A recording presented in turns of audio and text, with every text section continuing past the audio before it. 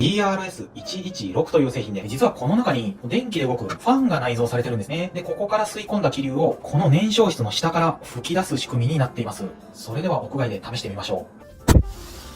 これでなんとなく火はつきましたけどね。ではここで弱のモードにしてみましょう。